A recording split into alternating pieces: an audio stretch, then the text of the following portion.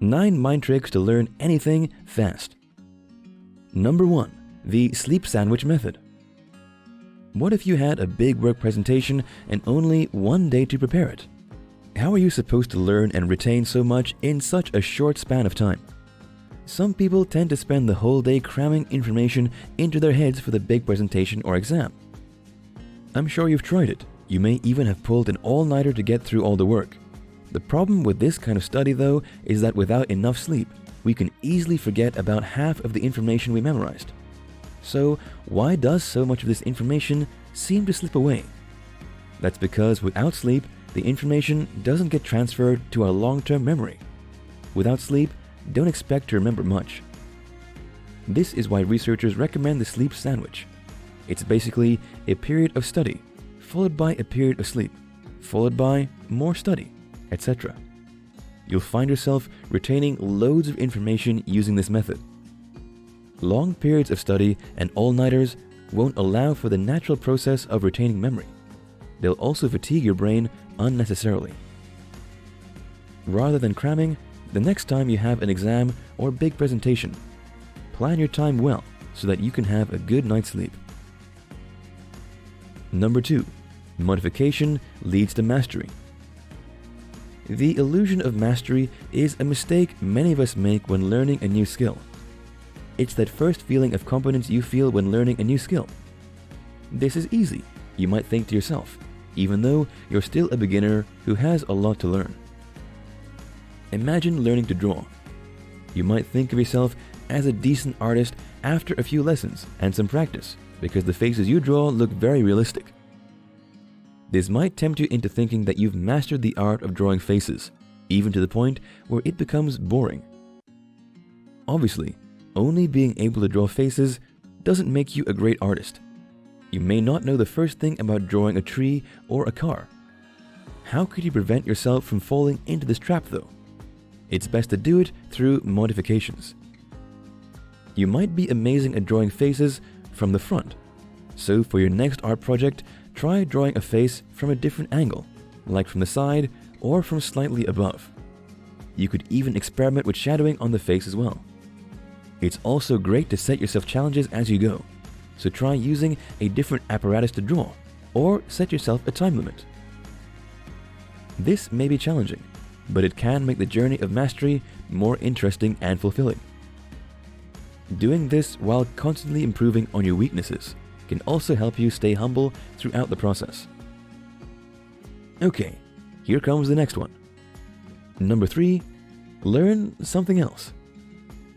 A 2008 study really challenged what we thought about the nature of learning. Researchers in the study found that people may learn things faster if they simultaneously learn something else. Participants in the study were split into 2 groups. The first groups were presented 6 paintings side by side, while the second group were presented 6 paintings jumbled together in a disorganized fashion. Both groups were then asked to identify the artists who painted the paintings.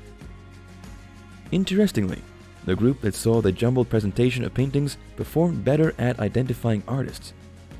This is because interweaving different types of information and different subjects helps solidify information you remember. Number 4, stay hydrated.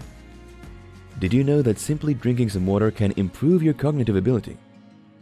Researchers in 2012 found that students who drank water while taking tests had much higher test scores than those who didn't hydrate during tests. They scored a whopping 10% higher on average.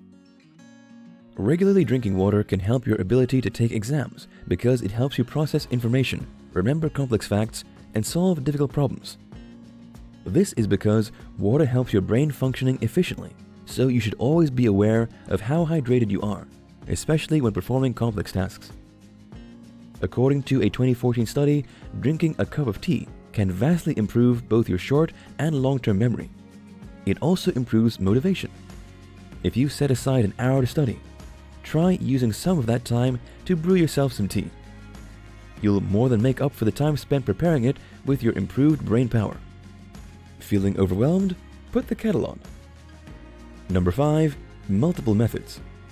If you've been studying the same way for years, it might be time to change things up a bit. Try new things such as writing notes, making colorful posters, drawing diagrams, or teaching the information to a friend. Studying with different styles means that we retain information with different parts of our brains and therefore can understand and remember things better than if we studied with just one method. Want to learn more efficiently? Try different methods. It could be fun. You're really going to enjoy the next couple of tricks. Maybe you've even tried them before. Number 6. Speed reading. How many minutes do you think it takes for the average reader to read one page? Research suggests that it takes around 2 minutes. This adds up to around 200 words per minute. That may seem fast, but it's not as impressive as you may think. That's because the average reading speed hasn't changed over the last 100 years or so. With the total amount of information in the world doubling every year, how do we keep track of all of it? Reading faster usually means that you can learn faster, so try to look for ways to increase the rate at which you read. Research shows that most people can teach themselves to read between 700 and 1,000 words per minute after only a few weeks of practice. This type of reading probably won't be as accurate as the average reading pace, but at least it helps us learn things quickly. Number 7. Listen to music. Are you one of those people who can't study effectively without playing music? You're not alone. Many claim that it helps them work efficiently, while others claim that it helps them to focus. Does it really help though?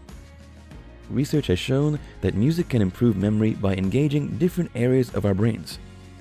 It also helps us be more focused and receptive to new information. That's probably not even the biggest advantage though. Music is a powerful stress reliever. Because anxiety can be detrimental to learning ability, listening to music can prevent this from happening.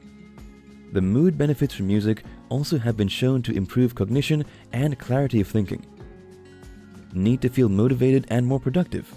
Why not try adding music to your work or study environment? Number 8. Splitting things up. Imagine reading through all your study material in one sitting. It wouldn't take long for your brain to feel exhausted, would it? Conversely, you probably study a lot better when you allow yourself to take regular breaks. Our brains aren't designed to retain large chunks of information in one go.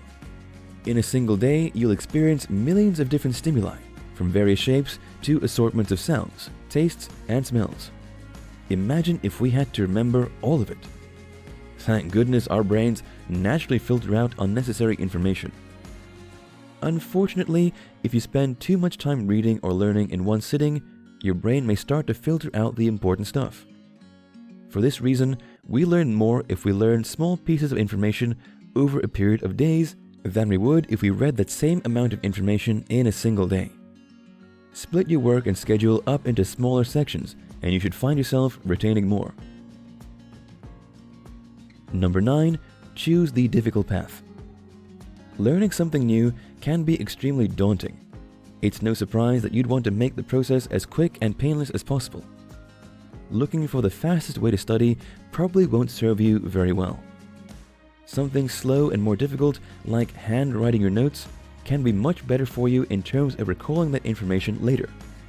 This is because the more time you spend with a subject, the more likely you are to remember it. Try and avoid shortcuts if you can when it comes to studying, and remember that the students who work the hardest are often the ones who are the most successful. Are you procrastinating whilst watching this video? Tell us what study methods you use in the comment section below.